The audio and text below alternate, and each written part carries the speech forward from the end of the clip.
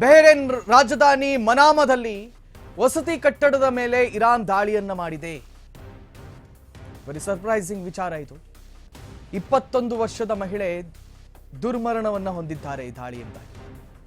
ಮತ್ತೆ 8 ಜನರಿಗೆ ಗಂಭೀರವಾಗಿ ಗಾಯಗಳಾಗಿರುವಂತೆ. ಸೌದಿ ಅರೇಬಿಯಾ, ಕುವೈತ್, ಯುಎಇ ಸೇರಿ ಹಲವೆಡೆ ಕ್ಷಿಪಣಿ ದಾಳಿಯನ್ನ ಮಾಡ್ತಾ ಇದೆ. ಬಹರೇನ್ನ ಆರೋಗ್ಯ ಸಚಿವಾಲಯದಿಂದ ಅಧಿಕೃತ ಮಾಹಿತಿ ಲಭ್ಯವಾಗ್ತಾ ಇದೆ. ಅಂತೂ ಏನಂತ ಹೇಳಿದ್ರೆ ಎಲ್ಲ ಅಕ್ಕಪಕ್ಕದ ರಾಷ್ಟ್ರಗಳು ಒಟ್ಟು ಸೇರಿ ಇದೀಗ ಟ್ರಂಪ್ ಹತ್ರನೂ ಅಮೆರಿಕದ ಹತ್ರವೂ ಕೇಳಬೇಕು, ದಯವಿಟ್ಟು ಯುದ್ಧವನ್ನು ನಿಲ್ಲಿಸಿ ಅಂತ ಹೇಳಿ. ಇಲ್ಲದೆ ಇದ್ರೆ ನಾವಂತೂ ಸುಮ್ಮನಿರಲ್ಲ ಅಂತ ಇರಾನ್ ಒಂದು ಎಚ್ಚರಿಕೆಯನ್ನು ಕೊಟ್ಟಂಗಿದೆ.